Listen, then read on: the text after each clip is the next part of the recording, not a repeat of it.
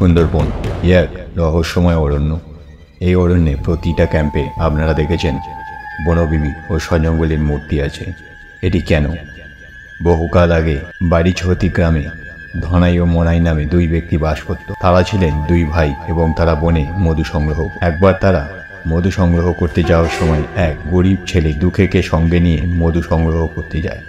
নৌকা ছাড়ার আগে দুঃখের মা দুঃখেকে বিপদে পড়লে বনদেবীকে স্মরণ করতে বলেছিলেন। ডাকাত রায়ের যত্নের অংশ এরোখালির চরে তারা পৌঁছে যায় এবং সেখানে গিয়ে দক্ষিণ রায়কে উপডকাত দিতে ভুলে গিয়েছিলেন। তাই তারা 3 দিন ধরে কোনো মধু ও মোম সংগ্রহ করতে পারেনি। তৃতীয় দিন রাতে দক্ষিণ রায় তাদেরকে স্বপ্নে দেখা দেয় এবং বলেন নরবলি দিতে হবে। দক্ষিণ রায়ের সঙ্গে কথা কাটাকাটির পর লোভী ধনাই মধু ও মোমের বিনিময়ে দুঃখেকে বলি দিতে রাজি হয়ে যায়। তারপর প্রচুর পরিমাণে মধু ও মোম সংগ্রহ করে এবং পরের দিন দুঃখেকে একা ফেলে গ্রামে ফিরে আসে। এদিকে বাঘের ছদ্মবেশে দক্ষিণ রায় দুঃখেকে হত্যা করতে চলে গেল। তখন দুঃখে প্রচণ্ড কাঁদতে কাঁদতে বনবিবিকে স্মরণ করতে থাকে। এই কান্না শুনে বনবিবি তার ভাই সজঙ্গলীকে পাঠিয়ে দেয়। তিনি গিয়ে দক্ষিণ রায়কে পরাজিত করেন। পরাজিত দক্ষিণ রায় গাজীর কাছে গিয়ে আশ্রয় নেয় এবং বনবিবি দক্ষিণ রায়কে ধাওয়া করে গাজীর কাছে উপস্থিত হন। গাজী দক্ষিণ রায়কে ছেড়ে দেওয়ার আদেশ দেয়। পরিবর্তে গাজী দুঃখেকে 7টি মূল্যবান কাঠুলি দিয়েছিল এবং দক্ষিণ রায় তাকে প্রচুর পরিমাণে মধু ও মোম দিয়ে গ্রামে পৌঁছে দিয়ে আসে এবং দুঃখে গ্রামে ফিরে বনবিবি মার পুজোকে জনপ্রিয় করে তোলে। সেই থেকে বনে মধু কাঠ আনতে যাওয়ার আগে বনবিবিকে এবং সজঙ্গলী ও দক্ষিণ রায়কে পুজো দেওয়া হয়। সেই থেকে প্রচলিত সবাই বনের মধ্যে যাওয়ার আগে মা বনবিবিকে স্মরণ করে এবং মা বনবিবিকে পুজো দেয় তাদের ধারণা। হ্যালো বন্ধুরা, আজকের আমাদের সুন্দরবন সফরের দ্বিতীয়তম দিন। এই দ্বিতীয়তম দিনের যাত্রা আমরা শুরু করেছি সকাল 8:30 দিয়ে, আর এখন টাইম হচ্ছে 10:15। আর আমরা এগিয়ে চলেছি আমাদের সুন্দরবন গন্তব্যস্থলের দিকে।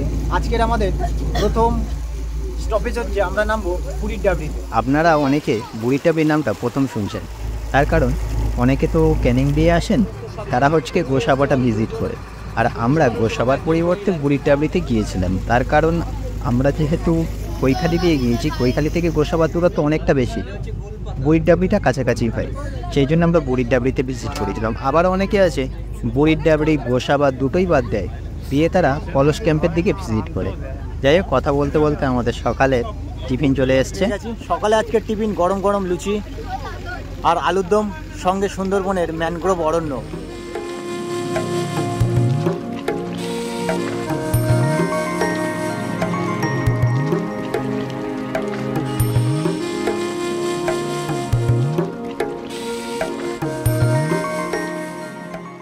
এরই মাঝে আমাদের লঞ্চ কুমিরমারিতে এসে পৌঁছেছে, আর আমাদের মধ্যে উপস্থিত হয়েছেন সুন্দরবন গাইডের এক ভদ্রলোক।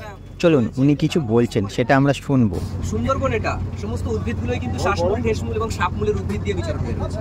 তো সেখানে এখানকার বাঘগুলো হচ্ছে খুবই রেয়ার। তার কারণ এখানকার বাঘগুলো কখনোই একসঙ্গে 4খানা-5খানা একসাথে তারা ঘোরে না। 4-5খানা কখন ঘুরছে তখন তারা দেখা গেল মা বাচ্চা বা মেল ফিমেল, কিন্তু বেশিরভাগই কিন্তু এরা সিঙ্গেল ভাবে ঘোরে। একটা বাঘ 7 দিন মেল ফিমেল একত্রে থাকে এবং তারপরে যখন তারা প্রেগনেন্সি হয়ে যাচ্ছে, তাদের সেই প্রেগনেন্সি টাইমিংটা, গর্ভধারণ সময়টা কিন্তু 115 দিন। ঠিক আছে, 115 থেকে 20 দিন এই টাইমিংয়ের মধ্যে তারপরে কিন্তু তারা প্রসব হচ্ছে, মানে বাচ্চা দিচ্ছে। একবার তারা বাচ্চা দিচ্ছে 3 থেকে 4টি, এবং যখন সে এই বাচ্চা দেওয়ার প্রাক মুহূর্তে একটা ফিমেল টাইগার সে কিন্তু অনেক দূরে চলে আসে একটা মেল টাইগারের থেকে। কারণ যখনই ওর বাচ্চাটা হচ্ছে, সেই বাচ্চাগুলো যদি কোনো একটা পুরুষ বাঘ দেখে ফেলে তখন কিন্তু তাকে মেরে দেবে, মেরে দিয়ে সে খেয়েও চলে আসে। যেমন এই সময়টা শীতকালটা প্রথমত তার কিন্তু প্রেগনেন্সি টাইম, এবং এই যে গ্রামের দিকে হানা দেওয়া। আমাদের এই যে কুমিরমারি আইল্যান্ড, যেখানটা ছিলেন আপনারা, কুমিরমারি গ্রামের পাশে বা যেখান থেকে আমি উঠলাম, এগুলো কিন্তু একদমই সুন্দরবন সংলগ্ন লাস্ট লোকালিটি কিন্তু কুমিরমারি, মোল্লাখালী, সাজ্জারিয়া, দয়াপুর, পাখিরালা, গোসাবা, এগুলো হচ্ছে সুন্দরবনের একদম শেষ প্রান্তের গ্রাম। প্রত্যেক বৎসরে কিন্তু ভালো পরিমাণে বাঘ যায়, যদিও আগের তুলনায় এখন একটু কম হয়েছে, কারণ এখন ফেন্সিংটা দেওয়া রয়েছে। এই যে জালটা দেওয়া, বাঘ যদি না থাকে তাহলে জালটা দেওয়ার কি অর্থ, তাই না? অনেক সময় যখন লোকাল এই জঙ্গলের সাইড থেকে যখন হাঁটছে, ওপারে দেখতে পায় সাইড থেকে গরু, ছাগল, ভেড়া এগুলো চলাচল করতে। আর সব থেকে ভালো ইন্টারেস্টিং হচ্ছে মানুষ শরীর, নজর দিকে আমাদের মানুষ, এটা খুব আরো আকৃষ্ট। তখন কিন্তু সে পার হয়ে যায়। হরিণ, শুয়োর এটাই তো বেসিক্যালি খাদ্য, কিন্তু সেই খাদ্যটা সে সবসময় ধরতে পারে না, কারণ এখানে সতর্ক করে দেওয়া। একটা বাঘ যখন নিচে দিয়ে হাঁটছে, অন্য সময় দেখা গেল মানে উপরে একটা পাখি ঘুরছে, সেই পাখিটা কিন্তু অ্যালার্ট করে দেয়, চিৎকার করে এমনভাবে অ্যালার্ট করে দেবে যে সাইডে থাকা ওয়াইল্ড লাইফ সে বুঝতে পারে। প্লাস যেখানে আপনি হরিণ দেখবেন তার কাছাকাছি দেখবেন বাঁদরও থাকে, কারণ বাঁদর হরিণকে ফলো করেই চলে। আর বাঁদর গাছের ডাল থেকে খুব ভালো করে বুঝতে পারে যে কাছাকাছি টাইগার রয়েছে, এমন চিৎকার করবে, অ্যালার্ট হয়ে যায় এবং তখন সেখান থেকে হরিণ চলে যায়। যার ফলে দিনের বেলা কিন্তু একটা বাঘ সেভাবে শিকার ধরতে পারে না, তার প্রধানতম শিকার ধরার টাইমিংটা হচ্ছে রাত। ওনার কাছ থেকে সুন্দরবন সম্পর্কে অনেক কিছু জানতে পারলাম। উনি আরও বললেন এই রাইমঙ্গল নদীতে নাকি ডলফিন দেখতে পাওয়া যায়, কারণ ডলফিন যেরকম জলে বাস করে এই রাইমঙ্গলের নদীতে সেই উপাদান আছে। তাই আমরা লক্ষ্য করতে থাকলাম ডলফিন দেখতে পাওয়ার জন্য, বাট আমাদের দুর্ভাগ্য আমরা একটাও ডলফিন দেখা পেলাম না।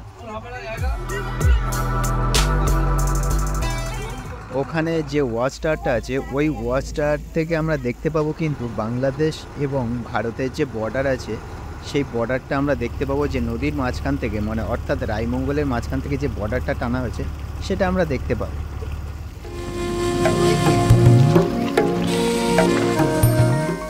এই সুন্দরবনের ম্যানগ্রোভ অরণ্য দেখতে দেখতে আমরা বুড়ির ডাবরি ক্যাম্পে পৌঁছে গেলাম। আর এখন ঘড়ির কাঁটা 11:15, আর এখন আমরা প্রবেশ করছি বুড়ির ডাবরি ক্যাম্পে।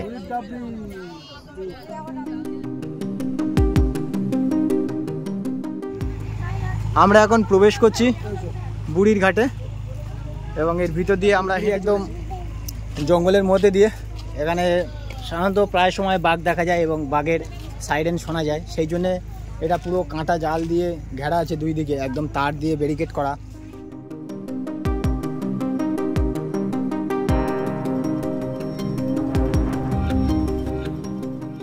এই গাছগুলি হলো হেতাল গাছ, এখানে লিখে রেখে দিয়েছে দেখা পাচ্ছেন হেতাল বলে।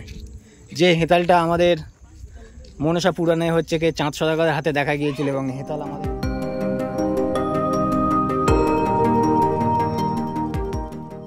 আচ্ছা। এখানে যে আমি আগেই বলেছিলাম যে এখানে প্রায়শই বাঘ আসা যায়, সেই জন্য এখানে যে অনেকগুলো ছাপ দেখা পাচ্ছেন এখানে কিন্তু বাঘের ছাপও আছে। আর এই যে ছোট ছোট এগুলো হরিণের ছাপ, এই যে ছোট ছোট এই ছোট ছোট ডবল খুঁড়ের যে এগুলো পুরো হরিণের ছাপ। আর এদিকে বাঘের ছাপও দেখা যাচ্ছে, কারণ এদিকে আসে, এদিক থেকে ঘুরে এরা জল খেতে আসে। এখানে মিষ্টি জলের পুকুর আছে, এই মিষ্টি জলের পুকুরে এরা জল টল খেতে আসে। ব্রিজটা এখানে জোয়ারের সময় জল এসে ভরে যায়, সেই জন্য এই ব্রিজটা বানানো হয়েছে, এটা কাঠের ব্রিজ।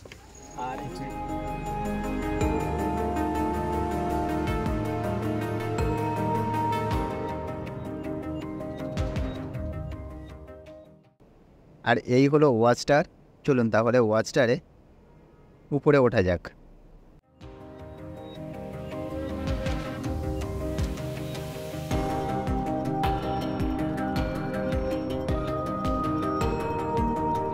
আর সামনে যে নদীটা দেখছেন এটাই হলো রাইমঙ্গল। এর মাঝখান দিয়ে আমাদের ভাগ হয়ে গেছে ভারত এবং বাংলাদেশ।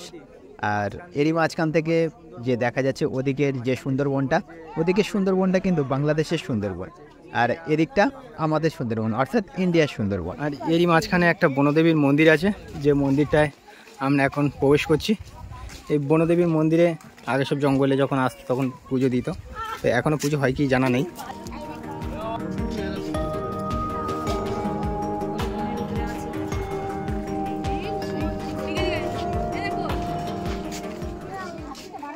আমরা এখন বুড়ির ঘাট ছেড়ে চলে যাচ্ছি, আমাদের যে অন্য আর একটা যে দেখার জায়গা আছে।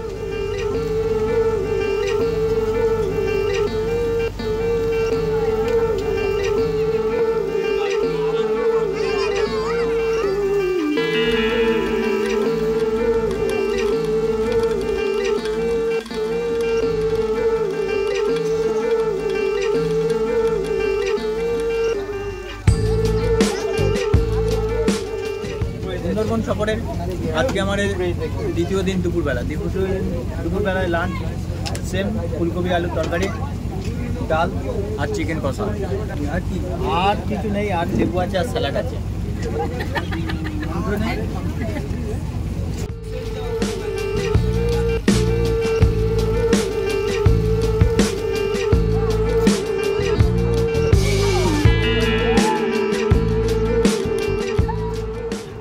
সুন্দরবনে এসে দ্বিতীয় দিনের মাথায় ফাইনালি আমরা সুন্দরবনের জঙ্গলে দেখা পেয়ে গেলাম বন্য শুয়োরের দেখা। সামনে যেটা আমি জুম যদি করছি আপনারা দেখা পাচ্ছেন, ওটাই হলো বন্য শুয়োর, অনেকগুলো আছে। এইভাবে কখন যে সকাল থেকে বিকাল আর বিকাল থেকে সন্ধ্যা হলো বুঝতেই পারলাম না। আর দ্বিতীয় দিনে আমাদের মোট একটাই লোকেশন ভিজিট করেছি আর করাইনি, বাদবাকিটা লাস্ট দিনেই হবে। লাস্ট দিনে আমাদের অনেকগুলো লোকেশন ভিজিট করার আছে। আর এই সন্ধ্যাবেলায় আমাদের লঞ্চ পাখিরালয়ে এসে পৌঁছেছে। যারা কিন্তু হোটেলে রাত্রি কাটায় তারাই পাখিরালয়ে হোটেল নেয়, আর এই হোটেলে ঝুমুর নাচ, সাঁওতালি নৃত্য, বাউল গান তারা দেখতে পায় এবং আনন্দ উপভোগ করে। আর যেহেতু আমরা হোটেলে থাকছি না, লঞ্চে থাকছি, সেই জন্য আমরা একটু মার্কেটটা ঘুরে আবার লঞ্চে উঠে